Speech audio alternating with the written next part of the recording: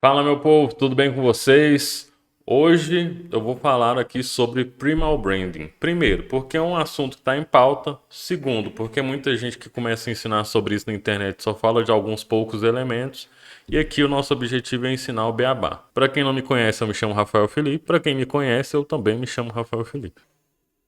Parabéns. Enfim, Vamos lá. O nosso foco aqui hoje vai ser, primeiro, né, entender o que é o Primal Branding, desmistificar algumas coisas do Primal Branding e, obviamente, explicar quais são os elementos do Primal Branding. Eu vou dividir essa série em 7 ou 8 vídeos. Primeiro, porque são 7 elementos. Eu acho que para explicar cada um muito bem vai gastar um pouco de tempo. Então, esse primeiro eu vou focar no primeiro elemento, no primeiro elemento-chave do Primal Branding, que é o storytelling, né? A arte de contar histórias. Essa webcam ficou top, hein? Minha cara até tá mais bonita do que é de verdade. O nosso objetivo vai ser desmistificar os 7 elementos-chave do Primal Branding. Eu vou começar pelo principal, pelo primeiro elemento, não o principal, mas o primeiro, que é o storytelling, ou a arte de contar histórias, e como ele pode impactar positivamente na sua estratégia de marketing, na estratégia de marketing do seu negócio. Então, bora lá. Eu vou mudar agora o rolê aqui para exibir os nossos slides. Primeiro, as pessoas começaram a escutar muito esse termo recentemente na internet, baseado no que alguns gurus, né, começaram a usar esse nome bonitinho para poder otimizar e, obviamente, aumentar a sua autoridade no que tange o marketing digital. Agora eu falei bonito. E à medida do tempo que essas pessoas que já se posicionam como autoridades no marketing digital trazem novos elementos, eles ainda se mostram maiores autoridades no digital. Acontece que muitos desses gurus citam essas estratégias como se fossem os criadores das mesmas, quando na verdade não é. Existem várias estratégias que existem há muito tempo.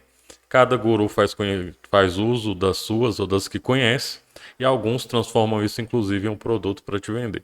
E qual o elemento principal, né? O elemento chave que muita gente tem usado solto? O storytelling, que é a arte de contar histórias. Mas vamos do começo. Cara, eu deixei no último slide porque eu estava testando uma coisa aqui. Agora vai dar certo. Vamos começar do começo. O que é o Primal Branding? Em resumo mesmo, sem pirulas, sem piriri pororô, o Primal Branding se resume em um único ponto, que é criar comunidades. Criar comunidades em torno da sua marca. Criar comunidade, crentes, pessoas que defendem, os fãs da sua marca. E como fazer isso, né? O Primal Brand é dividido em 7 elementos que com o uso deles você começa, né, com as estratégias certas ali no uso desses elementos chaves, formar comunidades engajadas com a sua marca. Hoje, quando a gente fala de comunidade, vários infoprodutos, infoprodutores criam suas comunidades para vender seus cursos, eles estão ali, mesmo que inconscientemente, por parte de alguns que talvez desconheçam as estratégias, criando um primal brand em torno da sua marca, ou seja, criando uma comunidade em torno da marca. E aí a gente vai desmistificar ao longo dessa série de vídeos quais são esses elementos chaves. Eu tenho certeza que à medida que a gente for destrinchando esses 7 elementos, você vai identificar alguns posicionamentos e algumas estratégias que os gurus do marketing usam por aí, mas que nem sempre te comunicam que estão sendo usadas, né? E ativam em você alguns gatilhos que você sequer tem controle. Então, é inclusive um ponto que eu vou tocar lá na frente sobre a importância de se tomar cuidado com alguns gatilhos e a forma que a gente usa essas ferramentas para fazer a venda dos nossos produtos aqui na internet. Primeiro, o Primal Branding ele não foi usado só no digital, tá? Até porque esse conceito veio antes da modernização, vem antes da efervescência do uso da internet. Enfim, para Patrick Halon, e aí você pode achar um vídeo dele em inglês em um TEDx, que ele explica o Primal Branding. Eu trouxe alguns elementos de lá, fiz algumas outras pesquisas, obviamente, e tem alguns conhecimentos que vêm até do meu próprio MBA, que é em branding. As marcas são muito mais do que um logotipo e um site, né? Que eu coloquei essa altura do campeonato, nós já sabemos disso. Eu espero que você saiba, espero que você, designer de marcas principalmente, saiba que o branding é muito mais do que logo e site. E hoje, principalmente, o branding é muito mais do que logo e redes sociais, perfil harmônico e os piriri pororó que a galera inventa por aí. Continuando, ele entende, né, o criador da teoria entende que as marcas funcionam como um sistema de crenças, que atraem outras pessoas que compartilham dessa mesma crença, criando assim uma comunidade de defensores, uma tribo, que é o que eu disse no início, né? O Primal Branding se resume em criar comunidades, e são comunidades que são fãs e defensoras da sua marca, são os advogados da sua marca, né? Você cria advogados da sua marca a partir desses elementos do Primal Branding. Aqui no marketing, por exemplo, temos a turma do 6 em 7, temos a turma do 6 em 30 e temos a turma do perpétuo, né? A galera do perpétuo geralmente queima, não diretamente, mas indiretamente, a galera do lançamento, que foca em fazer picos de venda algumas vezes ao ano. Enquanto a galera do perpétuo te vende a ideia de que você tem que vender todos os dias. Um está certo e o outro está errado? Não. Na verdade, eles estão defendendo um posicionamento que cabe a eles, e a partir daí eles começam a engajar com outras pessoas que acreditam também nesse posicionamento, né? Pessoas crentes naquele posicionamento. E aí um outro exemplo mais prático que você vai ver no seu cotidiano, das nutricionistas, nutrólogos e afins, né? Porque você tem a galera na nutrição, por exemplo, que defende o low carb, enquanto outros, né, que podem ter vindo até da mesma faculdade, falam que a dieta low carb, ela pode gerar o efeito sanfona e que não é recomendada. Outras criam outro tipo de dieta, enfim, cada um tem seu posicionamento. E a partir do momento que você se posiciona, você começa a engajar com outras pessoas que acreditam nesse mesmo posicionamento. Isso não quer dizer que um está certo e o outro está errado. Voltando no marketing, a galera do 6 em 7 tem resultados, a galera do 6 em 30 tem resultados e a galera do perpétuo tem resultados. O que cabe a cada um entender que existem diferentes estratégias para diferentes tipos de negócio, para diferentes nichos. E o que muita gente ignora na sua comunicação é falar que o 6 em 7 não funciona para todo mundo, o 6 em 30 não funciona para todo mundo e o perpétuo também não funciona para todo mundo. Existem diferentes estratégias para diferentes tipos de negócio. E apesar de terem no fundo o mesmo objetivo, que é faturar 100 mil em uma semana, 100 mil em um mês, 100 mil em um ano, todos têm o mesmo objetivo, com alguns pequenos detalhes ali alterados. Entendendo tudo isso, entendendo agora que sua marca é um sistema de crenças, o branding da sua marca é um sistema de crenças, o Primal Branding defende que a sua marca é um sistema de crenças, como ele pode ajudar na construção da presença do seu negócio digital. E aqui eu vou falar do digital porque é o nosso foco, é o nosso nicho. O meu nicho de atendimento são negócios locais, mas que querem se posicionar no digital. Mas vale lembrar que, como eu acabei de citar, valem para negócios locais. O que a gente tem que criar uma narrativa para aquele negócio. E aí a forma de comunicar essa narrativa, obviamente, ela vai ser diferente, né? Seja no Instagram, seja na rua, seja na televisão, seja na rádio, onde quer que seja. E aí, uma das defesas sobre, né, uma das explicações do que é o Primal Branding. Não importa o que você diga o seu produto, sobre o seu produto. Jeff Bezos fala algo parecido sobre isso também. Não importa o que você fale do seu produto. O que importa é o que as pessoas falam quando você não está na sala. Acho que é algo nesse sentido.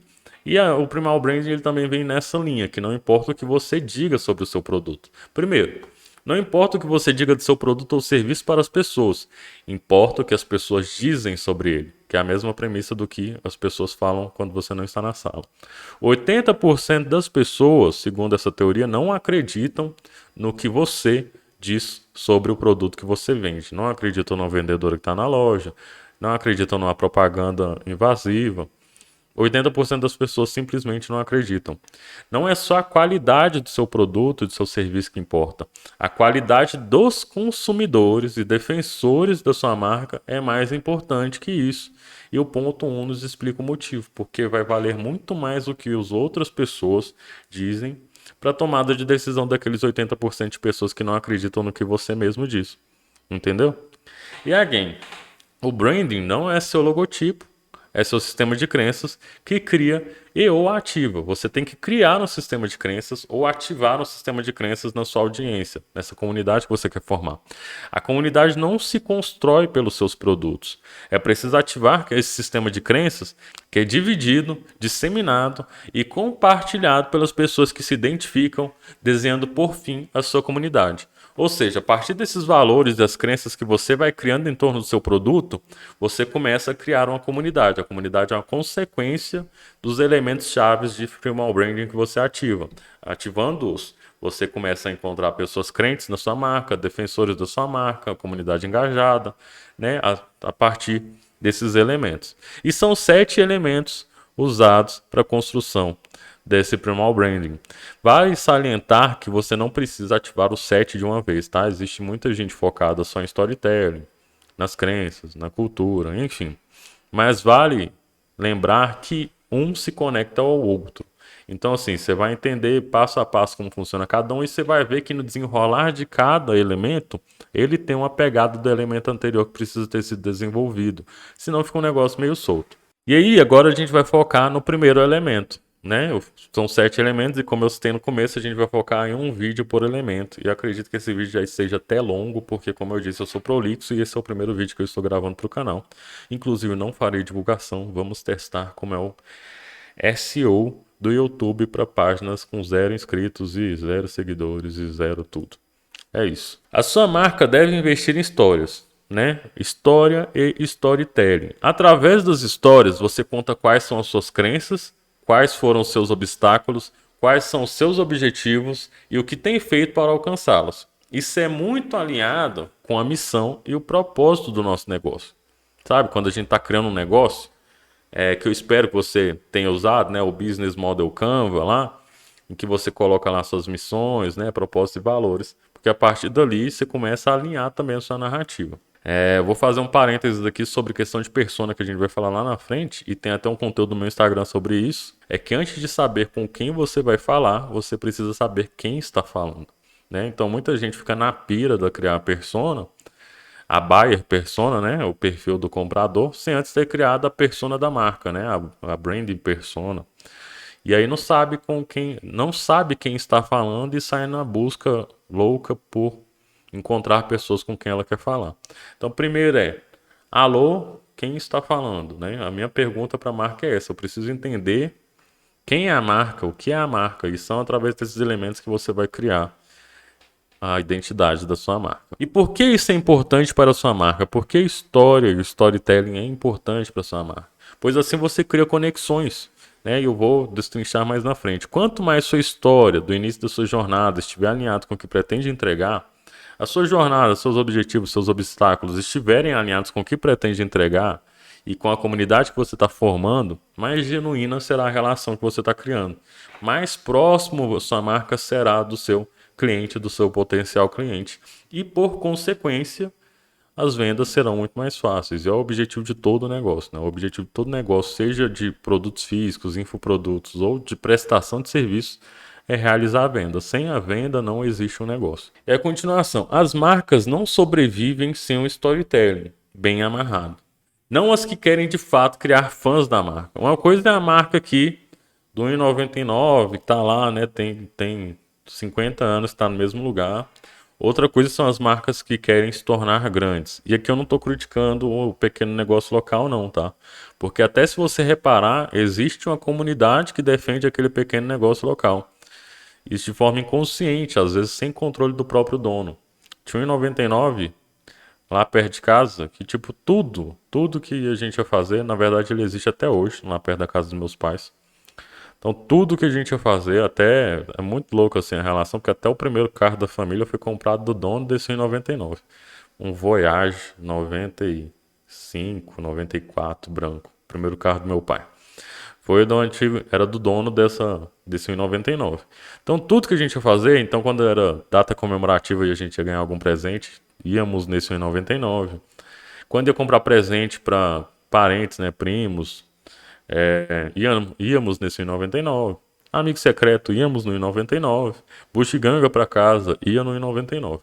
Então, assim, mesmo sem pensar em uma comunicação, tá? Que isso tem muito tempo. Mas mesmo sem pensar em uma comunicação, existiu ali uma comunidade de pessoas naquele bairro que construíram uma história familiar em torno daquela marca ali. Então, quando ele teve que fechar o ponto que ele alugava, você vê, a própria comunidade, eu lembro disso muito bem, o ajudou a criar um ponto comercial na casa dele, que também era lá perto. Ele tinha uma casa, tinha um quintal lá e a comunidade ajudou ele a construir um ponto comercial lá para que ele continuasse funcionando, já que ele não conseguia mais pagar o aluguel do outro ponto, né? E sempre existiu crise, né? A gente não é inocente para achar que é crise só de agora. Existem altos e baixos, existem momentos que são bons, existem momentos que são ruins, mas crise sempre existe. E é isso, a importância de se construir narrativas. Às vezes, de forma inconsciente, as pessoas constroem uma narrativa sobre a sua marca, que é o caso desse 99, em que nós, né, a comunidade local, construiu a narrativa a partir das experiências que a gente teve com aquele negócio. Então, na comunidade local se tornou a defensora daquela marca. Né? Vamos para frente, para eu não viajar. As grandes empresas, as empresas que querem se tornar grandes, elas não sobrevivem sem o storytelling exatamente por causa do comportamento de compra do consumidor. As pessoas, elas hoje precisam se identificar com a marca para que elas comprem. E aí a gente vê vários movimentos como esse, né? Magalu, quando abre processo seletivo apenas para negros.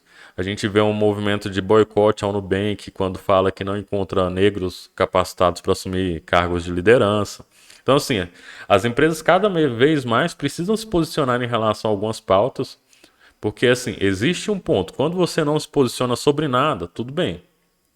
Agora, quando você se posiciona de forma errônea e contrária à maioria do seu público, aí, bicho, aí a reputação cai. Você pode até recuperar, como essas grandes empresas, né? Como a Nubank, é o caso, por exemplo. Mas você tem um bom prejuízo ali de alguns dias desse cancelamento. E aqui, como é o storytelling nas redes sociais, eu vou pegar o Instagram, porque tá todo mundo na pira do Instagram. E é o que qualquer guru fala, tá? Não tem nenhum segredo. Nas redes sociais são aqueles posts que contam a sua história.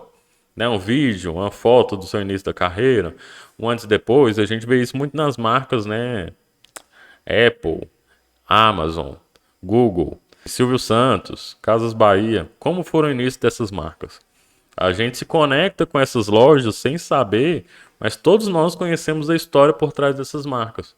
A gente sabe que a Amazon começou na garagem, a gente sabe que o Google começou na garagem, a gente sabe que a Apple começou na garagem, a gente sabe que o Silvio Santos vendia trem de camelô, a gente sabe que Casas Bahia também era no esquema tipo camelô, e por aí vai. E a gente vai se conectando com as marcas, mesmo que inconscientemente.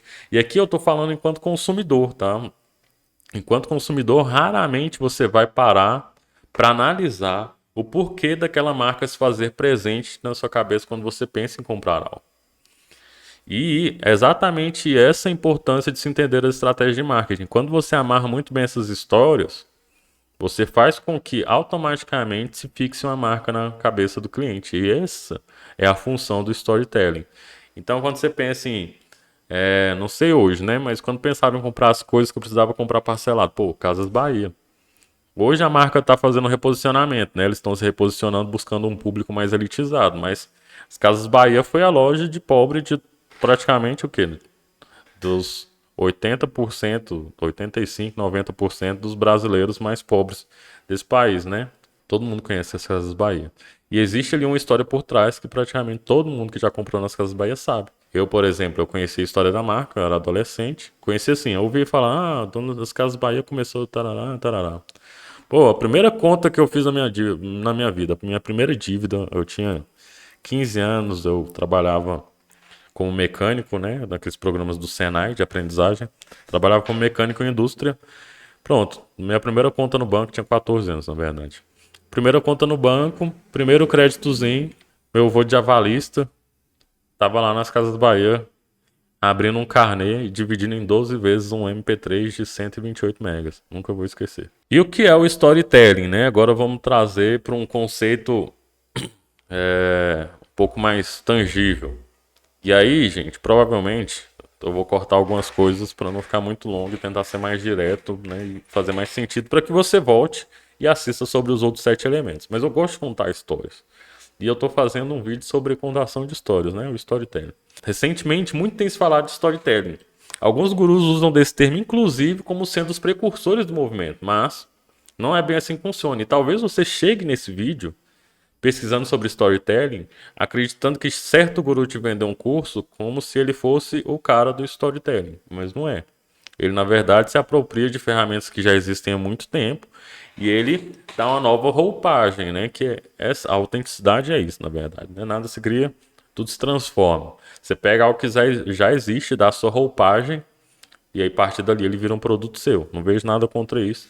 Só que é importante entender que existem algumas coisas que estão aí há milênios. E com o poder da internet, essas coisas elas vão se massificando, né? E algumas pessoas elas têm também um insight, são visionárias de pegar uma sacada e transformar em algo palatável e algo mais tangível para as outras pessoas e vender como seus produtos, tá? Isso é um mercado de infoprodutos e não vejo nenhum problema nisso. Só é importante entender que eu só não posso dar a entender que eu sou o criador dessas teorias, porque aí eu acho que é muito injusto, né? O storytelling é amarrado a uma estratégia de branding, principalmente o primal branding. Contar uma história solta, aí você fala, pronto, então vamos contar a história. Se contar uma história solta, por mais que uma história tenha o objetivo de ser simples, e como muita gente fala aí, uma história até uma criança de 4 anos entende, se ela não tiver uma estrutura por trás, ela não vai ser nada além disso, de uma história. Não vai cumprir nenhuma função social, nenhuma função comercial e nenhuma função estratégica no seu planejamento de marketing e na criação do seu negócio. E aqui o storytelling o story são dois elementos, né? O storytelling ele é composto por dois elementos, que é o story, que é a história, e o telling, que é a forma de contar essa história. Então, a contação de histórias na tradução livre ou literal, e a forma de se contar histórias, né? Ou storytelling como poder de, sei lá, tem gente que fala que o storytelling é estratégia de se criar vendas através de histórias persuasivas. Enfim, cada um dá seu nome aí, a sua roupagem. De forma prática, storytelling é a capacidade de contar histórias. O objetivo dessa história é de encantar e cativar a audiência. Simples. Aqui é super importante conhecer seu público-alvo. E veja bem, não falei de persona. Por que eu não falei de persona? Primeiro, porque muita gente fica naquela pira de falar, defina sua persona, crie sua linha editorial e a sua linha editorial tem que falar com a sua persona. E aí na segunda-feira a sua persona quer ouvir uma história motivacional, na terça-feira ele quer ver uma dancinha, na quarta-feira você bota um post para encher linguiça e por aí vai. E esse tipo de estratégia, por assim dizer, o tipo de estratégia que a galera te ensina por aí, na verdade tem frustrado muita gente, é isso que eu tenho visto. E por que eu falo isso? Primeiro, porque eu fiz uma pesquisa do meu público, do público que eu quero pro meu curso. E segundo, porque eu tô na internet e eu vejo o que está acontecendo, né? Ninguém é cego para ver aí o tanto de milhões de pessoas que estão produzindo conteúdo sem resultado nenhum. Então, foque no público-alvo. Qual é o seu público-alvo? Eu sei que o público-alvo aqui da minha agência hoje são pessoas de preferencialmente, tá? Não é excludente, mas preferencialmente são a partir dos 30, 35 anos até os 50, 55. Por quê? Porque hoje meu foco são em pessoas que estão mais estruturadas, que já estão pensando em um negócio a médio e longo prazo. O que é um pouco mais difícil dos pequenos negócios e dos negócios que têm donos muito mais novos, né? E talvez não maduros. E é o que eu não quero falar que uma coisa se correlaciona com a outra. Eu sempre me achei uma pessoa muito madura, mesmo quando eu era muito novo. Outras pessoas não. Então existe uma percepção muito diferente. Minha mulher mesmo acha que eu não sou tão maduro. Mas várias pessoas que acompanharam a minha jornada desde sempre falaram que eu era muito maduro. Então, né, também é aquilo, né? Mas e aí, o storytelling é a sacada da vez? E aí eu vou explicar o porquê. Eu acredito que é sim, inclusive a última linha tá ali. Eu acredito que o storytelling é a grande sacada da vez e quem tá vendendo produtos sobre storytelling também tá se despontando por acreditar que o storytelling é a sacada da vez. E por que eu acredito que o storytelling é a sacada da vez? Todos nós já sabemos que o comportamento consumidor aqui no digital ele sofre constantes alterações, né? O tempo todo, mudanças. E com essa crise causada pela pandemia, não foi diferente. É o que aconteceu. Você teve uma crescente de pessoas fazendo compras no digital, só que, ao mesmo tempo, as pessoas passaram a refletir muito mais sobre o que elas comprariam, por que comprariam, qual era, né, as objeções do cliente para se fazer uma compra aumentaram. Por quê? Porque junto com a crise sanitária veio uma crise financeira. Então nem todo mundo tá com dinheiro aí para ficar gastando à toa. Então as pessoas hoje elas refletem um pouco mais antes de tomar a decisão de se fazer certa compra.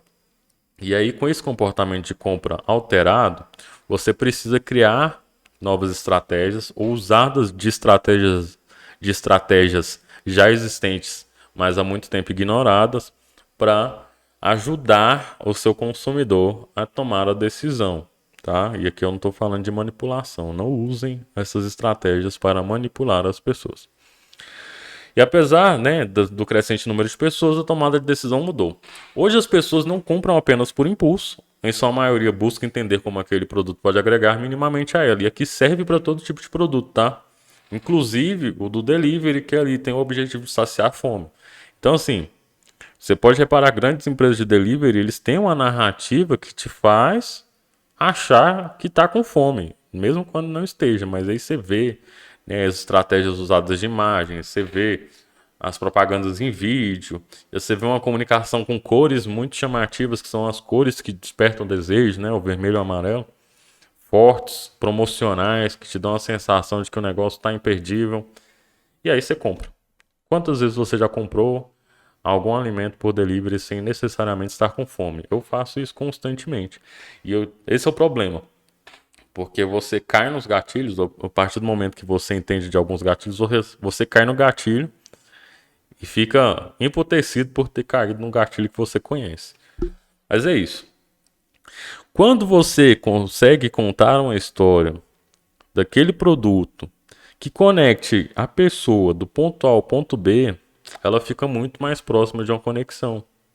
Então, sim, eu considero que é a bola da vez, tá? A bola da vez, ela vai ser que o storytelling como a bola da vez, ele faz a pessoa, o consumidor, sair do ponto A ao ponto B de forma não tão apelativa como eram usados os gatilhos mentais, né?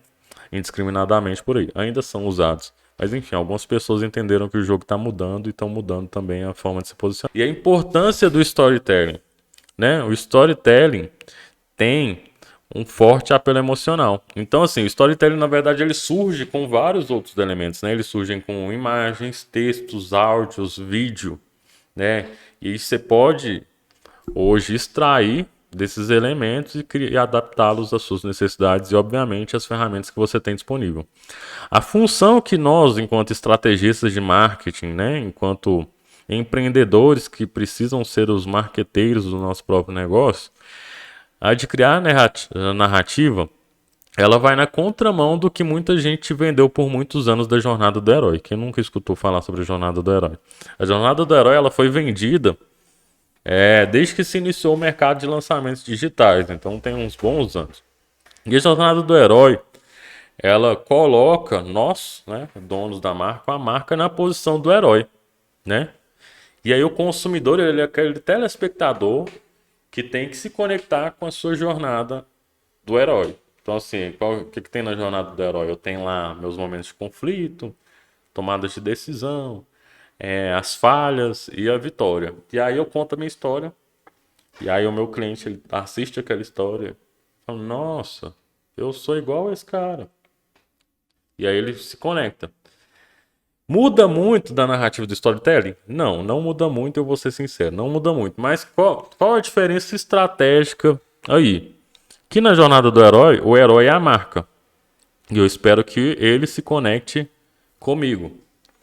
No storytelling, o herói, o protagonista, né, é o meu cliente. Então tem que criar uma narrativa que coloque o meu cliente no centro de toda a história que eu quero contar. E como que eu faço isso? Aí é através das nossas pesquisas, né? Os elementos para o storytelling. Primeiro, através da pesquisa, né, que a gente falou lá do nosso público-alvo, a gente vai identificar quais foram as maiores dores da maioria das pessoas, quais são os problemas que elas enfrentam, quais os medos.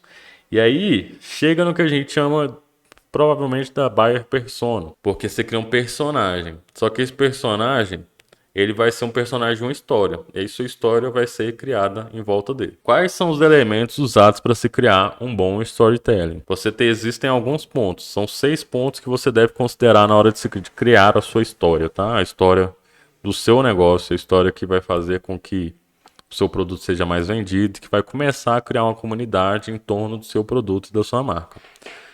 Você tem que falar quem, né? Quem é o personagem, onde a história está se passando. O acontecimento emocional, tem que ter um acontecimento emocional no meio dessa história. Tem que ter um acontecimento improvável. Tem que ter um conflito e um desfecho. Esses são 6 pontos principais para se criar uma história. E aí vamos em cada um dos pontos. Quem é a pessoa? Naquela pesquisa a gente vai identificar isso para se criar esse personagem. Quem é a pessoa? O que ela representa? Quais são os objetivos e quais são os seus medos? Onde aquela pessoa vive? Né? Onde a história se passa?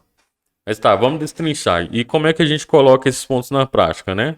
Então, tem quem é a pessoa, o que ela representa, quais são os objetivos e os medos. Esse é o ponto 1.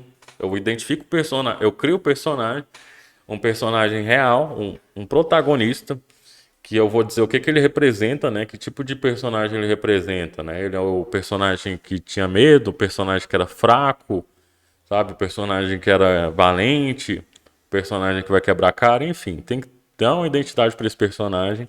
O que, que ele vai representar? Se é isso, se é força, medo, coragem, timidez, os objetivos e os medos, né? O que, que ela quer alcançar e como que ela precisa. E quais são os medos que atrapalham ela alcançar o que ela quer. Então, onde a história se passa? E aí a gente cria um local para essa história. E quando essa história é real, aí fica muito mais fácil, tá?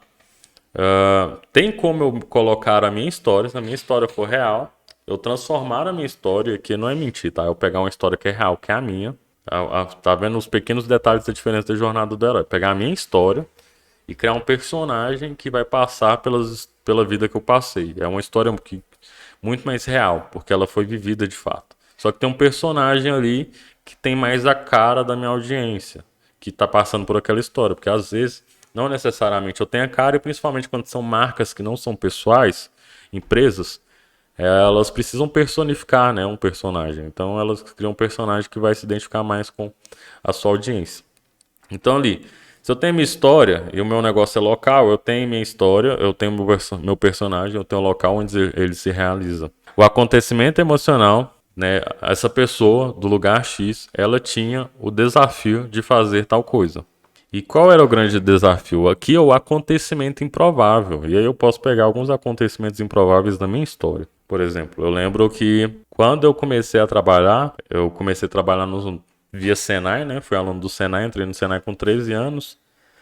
Era o ano que eu faria 14, mas antes disso acontecer, eu já fui um dos selecionados para uma entrevista numa indústria e comecei a trabalhar de forma fechada. Isso no mês de março. Meu curso começou em janeiro, em março eu já estava trabalhando fechado como menor aprendiz. Fiquei lá por 2 anos e eu tinha o objetivo de aumentar a minha remuneração, né? Eu era menor aprendiz, ganhava meio salário, tanto que eu tive que parcelar ali meu MP3 de 128 megas, porque meu meio salário na época dava R$ 116, para você ver o tempo tem, foi em 2017. 2007, podem confirmar que o salário dava mais ou menos isso, R$ 116,25, ou 50 centavos. Era o meu salário na época. E aí, qual era o meu objetivo? Eu precisava ganhar mais dinheiro.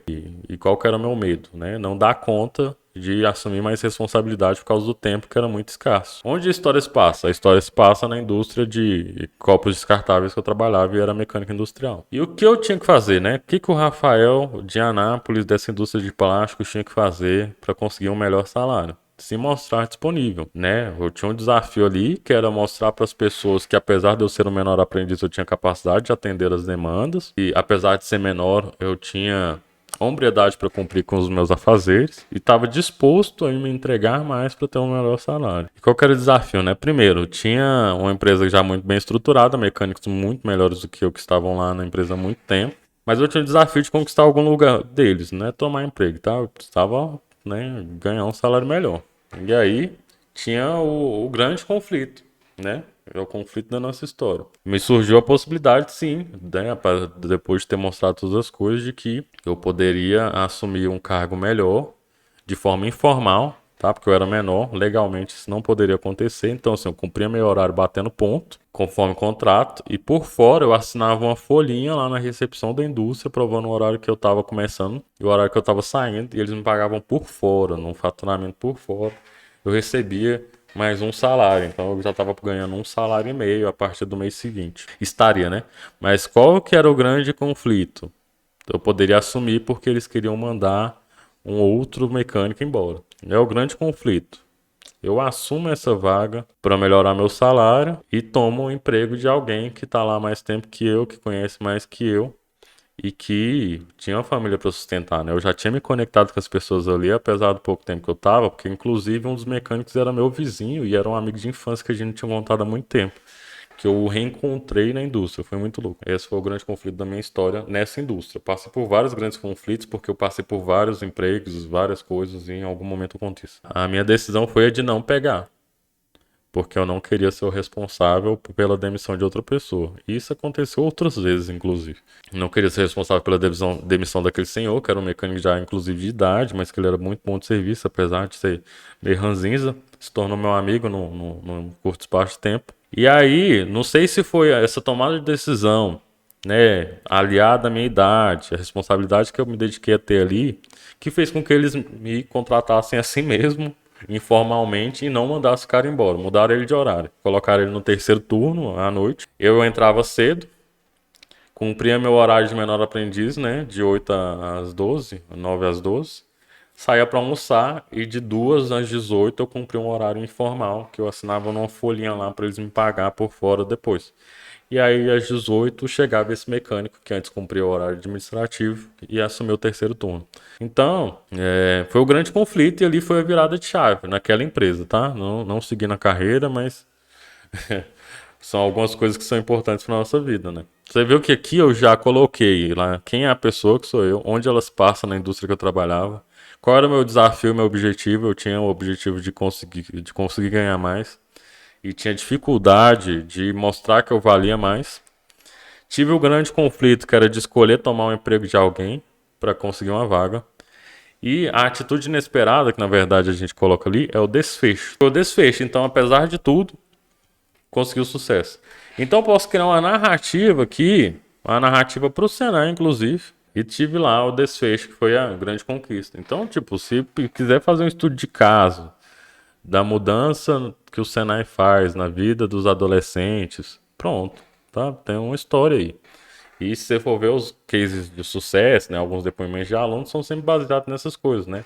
Uma criança que saiu de uma situação ali de talvez de vulnerabilidade, de uma situação ali de, né, classe B menos, que era meu caso, que conseguiu entrar lá, né, por seus próprios méritos, fez sua prova, foi aprovado. Depois de poucos meses de curso, 2 meses exatamente, já estava trabalhando na indústria por ter sido selecionado como um dos melhores alunos. E aí, eu fiz meus 14 anos, em maio, já estava com a carteira assinada há 2 meses. Isso aí. Isso, são os elementos para o storytelling. Eu queria colocar de forma prática aqui, usando a minha própria história. Se quiser adiantar, você já chegou aqui, né? E é isso. E aqui, continuando os elementos para o storytelling. É a forma de conectar esses pontos em sequência. É a forma de conectar aqueles pontos 1, 2, 3, 4, 5, 6 em sequência, que faz com que as pessoas se envolvam.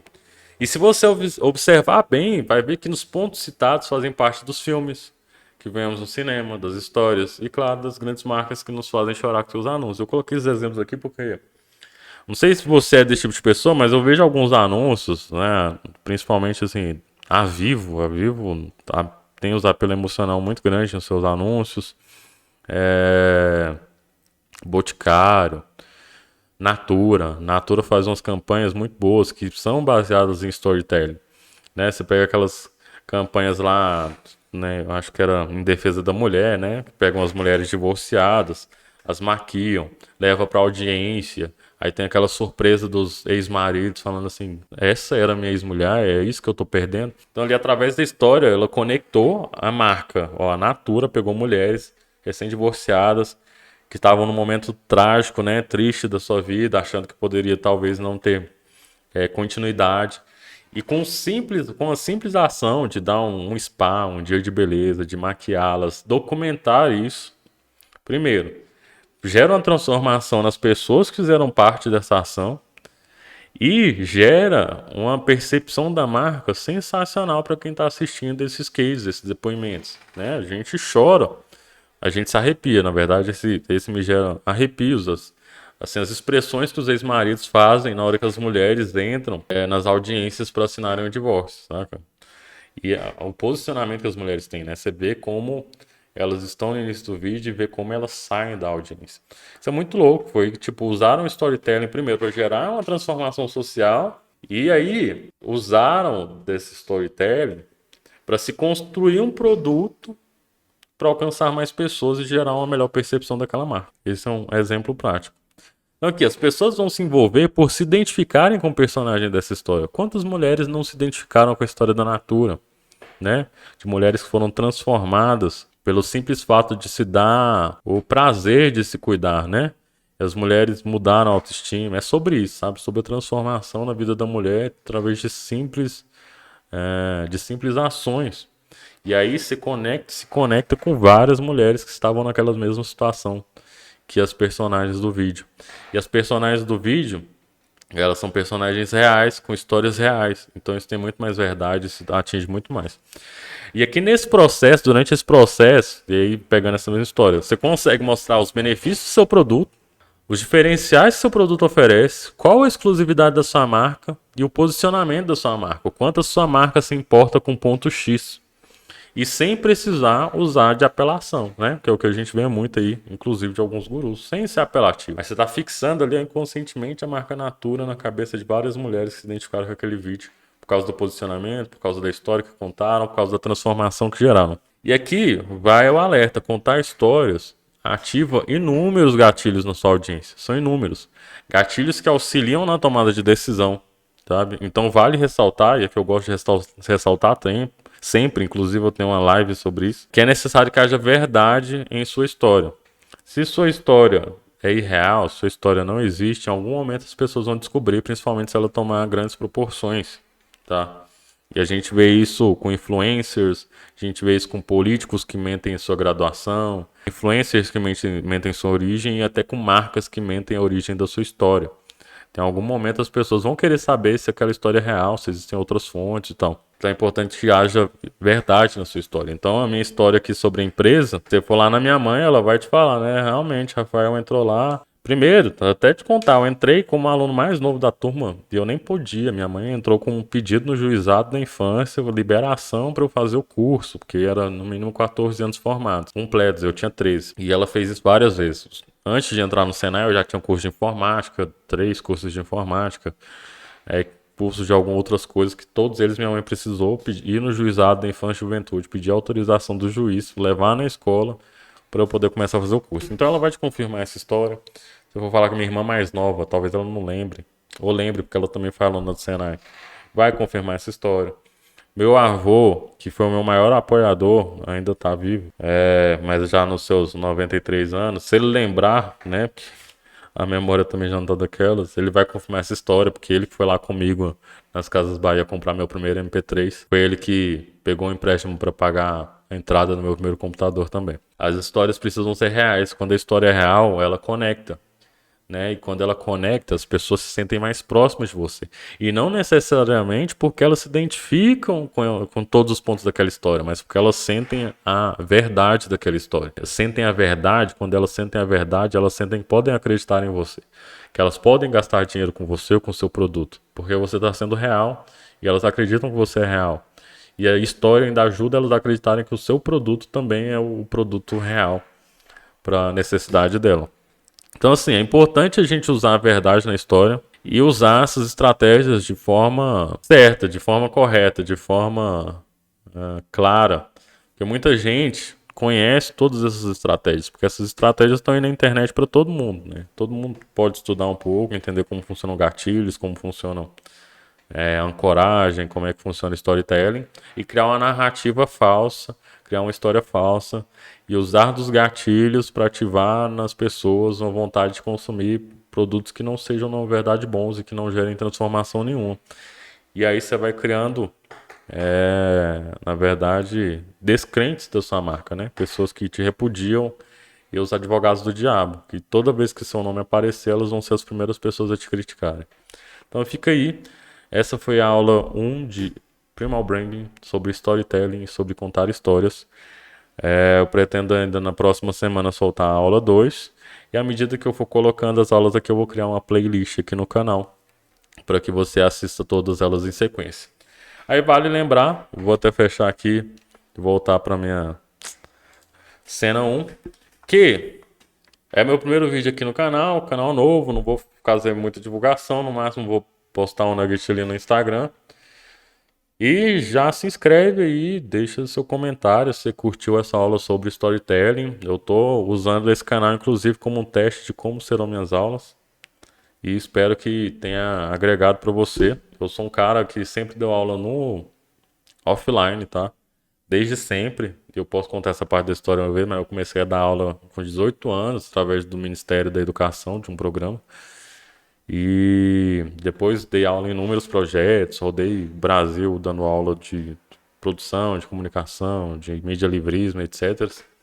Mas sempre no offline. Então ali você tem o tete a tete, você tem a expressão das pessoas, você vê como elas estão se portando, e aí você vai alinhando sua comunicação. Aqui eu tô olhando para a tela do meu computador e para essa webcam.